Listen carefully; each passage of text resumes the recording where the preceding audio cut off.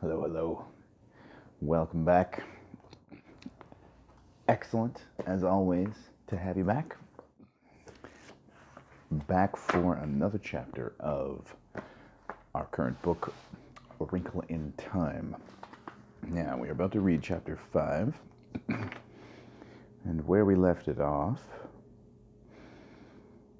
right. They're on some planet in some far-flung galaxy where there is a large creepy shadow thing, possibly a creepy shadow thing that is menacing the children's father, who has been missing for a while. So, chapter 5, The Tesseract. Yes, Mrs. Witch said. He is behind the darkness, so that even we cannot see him. Meg began to cry, to sob aloud. Through her tears, she could see Charles Wallace standing there, very small, very white. Calvin put his arms around her, but she shuddered and broke away, sobbing wildly. There she was, enfolded in the great wings of Mrs. Whatsit, and she felt comfort and strength pouring through her. Mrs. Whatsit was not speaking aloud, and yet through the wings, Meg understood words. My child, do not despair. Do you think we would have brought you here if there were no hope? We are asking you to do a difficult thing, but we are confident that you can do it. Your father needs help. He needs courage. And for his children, he may be able to do what he cannot do for himself. Now, Mrs. Witch said, are we ready? Where are we going? Calvin asked. Again, Meg felt an actual physical tingling of fear as Mrs. Witch spoke. We must go behind the shadow. But we will not do it all at once, Mrs. Whatsit comforted them. We will do it in short stages. She looked at Meg. Now we will tesser. We will wrinkle again. Do you understand? No, Meg said flatly. Mrs. Whatsit sighed. Explanations are not easy when they are about things for which your civilization has no words. Calvin talked about traveling at the speed of light. You understand that, little Meg? Yes, Meg nodded. That, of course, is the impractical, long way around. We have learned to take shortcuts wherever possible. Sort of like in math? Meg asked. Yeah, like in math, Mrs. Whatsit looked over at Mrs. Who. Take your skirt and show them.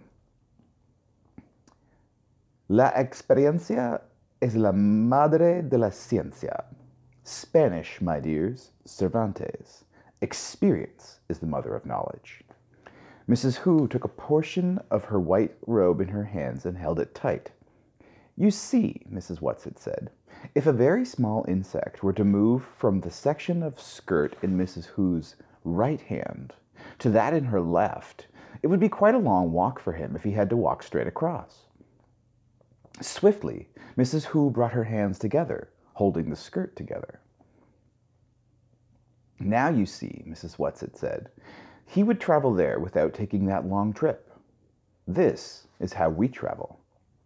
Charles Wallace accepted the explanation serenely. Even Calvin did not seem perturbed. Oh dear, Meg said. I guess I am a moron. I just don't get it. That is because you think of space only in 3 dimensions, Mrs. Whatsit told her. We travel in the 5th dimension. This is something you can understand, Meg. Don't be afraid to try. Was your mother able to explain a tesseract to you? Well, she never did, Meg said. She got so upset about it. Why, Mrs. Whatsit? She said it had something to do with her and father. It was a concept they were playing with, Mrs. Whatsit said. Going beyond the 4th dimension to the 5th. Did your mother explain it to you, Charles? Well, yes. Charles looked a little embarrassed. Please don't be hurt, Meg. I just kept at her while you were at school until I got it out of her. Meg sighed. Just explain it to me. Okay, Charles said. What is the first dimension? Well, a line. And what is the second dimension? Well, you'd square the line, and a flat square would be in the second dimension. And the third? Well, you'd square the second dimension. Then the square wouldn't be flat anymore. It would have a bottom and sides and a top. And the fourth? Well, I guess if you want to put it into mathematical terms, you'd square the square. But you can't take a pencil and draw it the way you can draw the first three. I know it's got something to do with Einstein and time. I guess maybe you could call the fourth dimension time? That's right, Charles said. Good girl. Okay then, for the fifth dimension, you'd square the fourth, wouldn't you? I guess so. Well, the fifth dimension's a tesseract.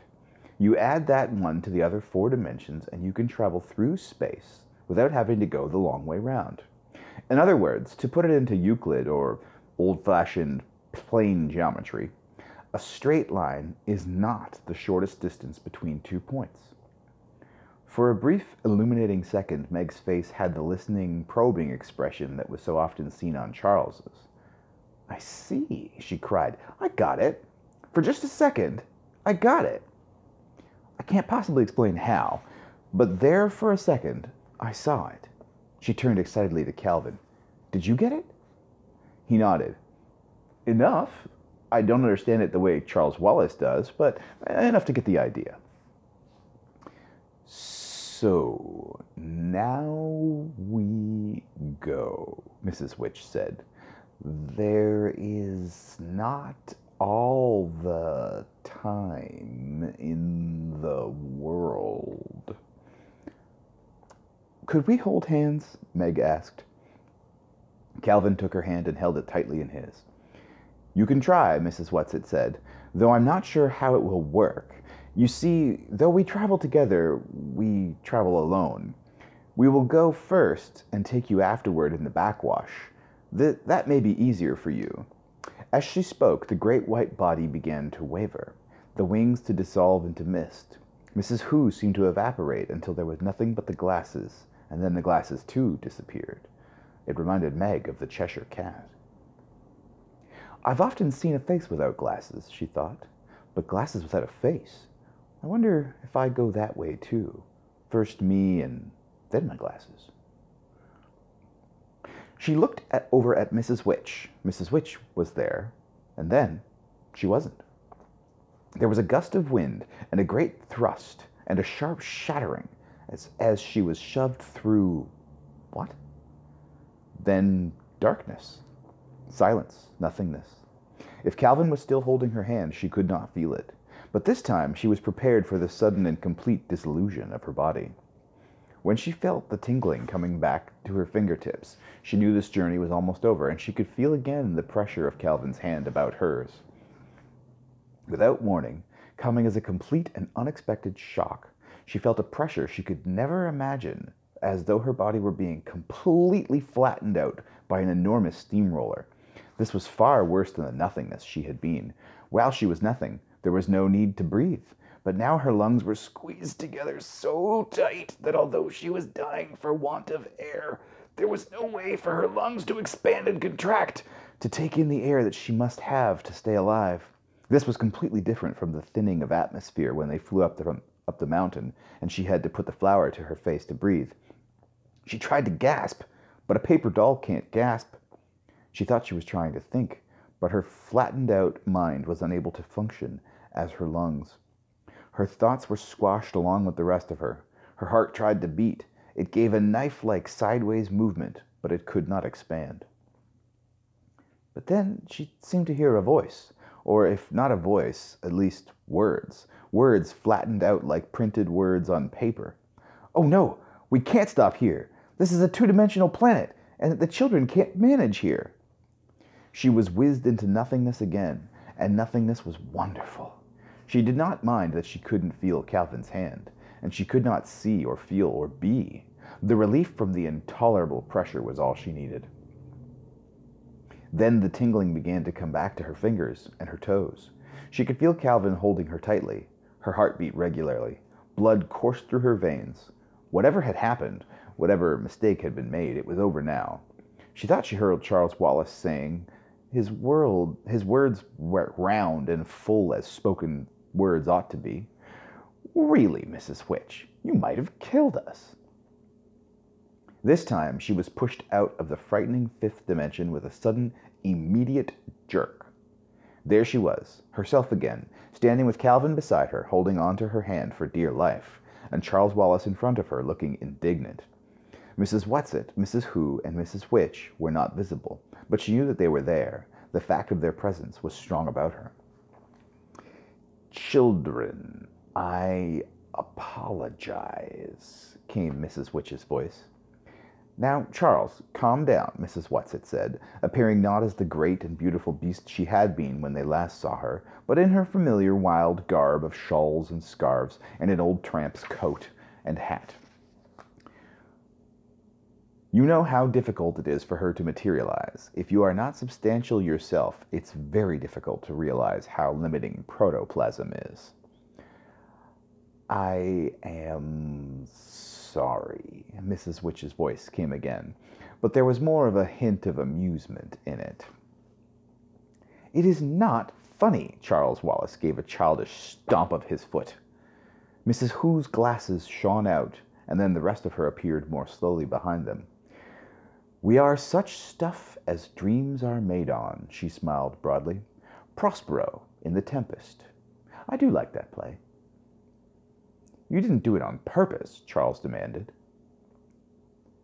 "Oh, my darling, of course not," Mrs. Whatsit said quickly. "It was just a very understandable mistake. It's very difficult for Mrs. Which to think in corporeal ways. She wouldn't have hurt you deliberately, you know that. And it's really a very pleasant little planet, rather amusing to be flat. We always enjoy our visits there." "Well, where are we now, then?" Charles Wallace demanded. "And why?" "We're in Orion's belt. We have a friend here, and we want you to have a look at your own planet." "When are we going home?" Meg asked anxiously. "What about Mother? What about the twins? They'll be terribly worried about us. When we don't come in at bedtime, well, Mother must be frantic by now. She and the twins and Fort will be out looking for us, and of course, we aren't there to be found." "Now, don't worry, my pet," Mrs. Whatsit said cheerfully. "We took care of that before we left. Your mother has had enough to worry with her, has had enough to worry her with you and Charles to cope with, and not knowing about your father, without our adding to her anxieties. We took a time wrinkle as well as a space wrinkle. It's very easy to do if you know how." "What do you mean?" Meg asked plaintively. "Please, Mrs. Whatsit, it's all so confusing." "Just relax and don't worry over things that needn't trouble you," Mrs. Whatsit said. "We made a nice, tidy little time tesser, and unless something goes terribly wrong, we'll have you back about 5 minutes before you left. So there'll be time to spare, and nobody'll ever need to know you were gone at all. Though, of course, you'll be telling your mother, dear lamb that she is, and if something goes terribly wrong, it won't matter whether we get back at all." "Don't frighten them," Mrs. Which's voice came. "Are you losing faith?" "Oh, no, I'm not." But Meg thought her voice sounded a little faint. "I hope this is a nice planet," Calvin said. "We can't see much of it. Does it ever clear up?" Meg looked around her, realizing that she had been so breathless from the journey and the stop on that two-dimensional planet, that she had not noticed her surroundings. And perhaps this was not very surprising, for the main thing about her surroundings was exactly that they were unnoticeable. They seemed to be standing on some kind of nondescript flat surface. The air around them was gray, was not exactly fog, but she could see nothing through it. Visibility was limited to the nicely defined bodies of Charles Wallace and Calvin, the other unbelievable bodies of Mrs. Whatsit and Mrs. Who, and a faint occasional glimmer that was Mrs. Which. "Come, children," Mrs. Whatsit said. "We don't have far to go, and we might as well walk. It will do you good to stretch your legs a little." As they moved through the grayness, Meg caught an occasional glimpse of slag-like rocks, but there were no traces of trees or bushes. Nothing but flat ground under their feet, no sign of any vegetation at all. Finally, ahead of them, there loomed what seemed to be a hill of stone. As they approached it, Meg could see that there was an entrance that led into a deep, dark cavern. Are we going in there? Meg said nervously. Don't be afraid, Mrs. Whatsit said. It's easier for the happy medium to work within. Oh, you'll like her, children. She's very jolly. If ever I saw her looking unhappy, I would be very depressed myself. As long as she can laugh, I'm sure everything is going to come out right in the end. Mrs. Whatsit, came Mrs. Witch's voice severely. Just because you are very young is no excuse for talking so much. Mrs. Whatsit looked hurt, but she subsided. Just how old are you? Calvin asked her. Just a moment, Mrs. Whatsit murmured. She appeared to calculate rapidly on her fingers. She nodded triumphantly. Exactly 2,379,152,497 years, 8 months, and 3 days.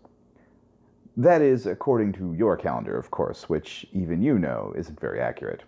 She leaned closer to Meg and Calvin and whispered, It was really a very great honor for me to be chosen for this mission.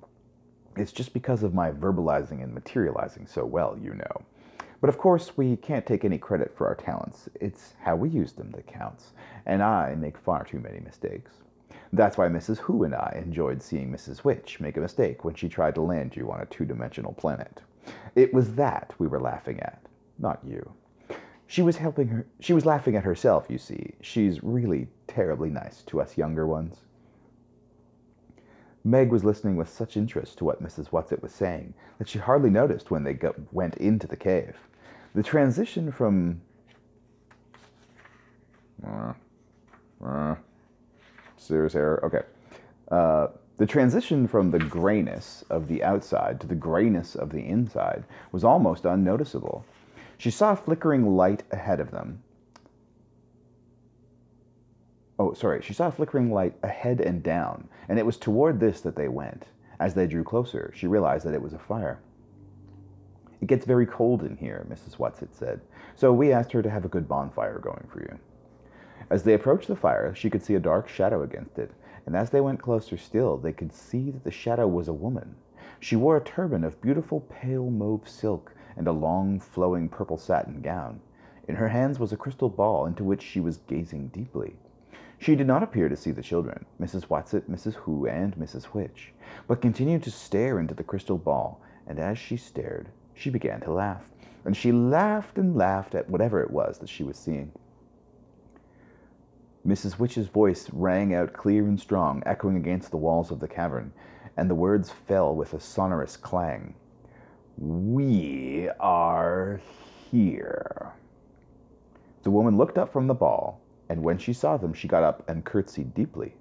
Mrs. Whatsit and Mrs. Who dropped small curtsies in return, and the shimmer seemed to bow slightly.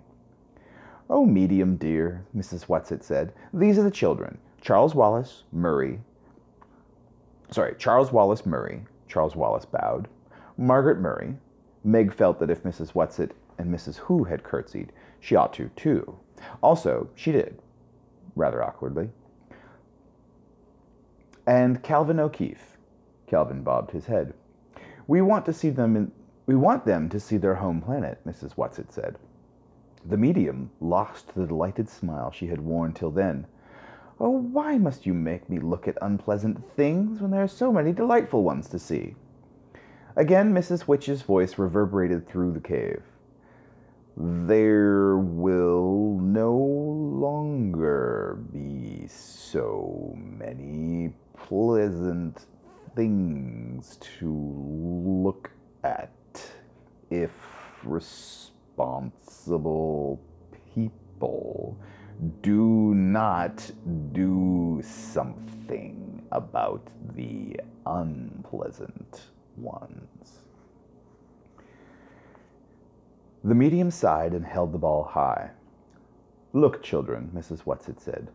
Look into it well. Quelle est très petite à que la voix des yeux. Delisle, how small is the earth to him who looks from heaven. Mrs. Who intoned musically. Meg looked into the crystal ball, at first with caution, then with increasing eagerness, as she seemed to see an enormous sweep of dark and empty space, and then galaxies swinging across it. Finally, they seemed to move in closer to one of the galaxies. Your own Milky Way, Mrs. Whatsit whispered to Meg. They were headed directly toward the center of the galaxy. Then they moved off to one side. Stars seemed to be rushing at them. Meg flew her arms up over her face as though to ward off the blow. Look, Mrs. Witch commanded. Meg dropped her arm. They seemed to be moving toward a planet. She thought she could make out polar ice caps. Everything seemed sparkling clear. No, medium dear, that's Mars, Mrs. Whatsit reproved gently. Do I have to? The medium asked. Now, Mrs. Witch commanded. The large planet moved out of their vision. For a moment there was a darkness of space, then another planet. The outlines of this planet were not clean and clear.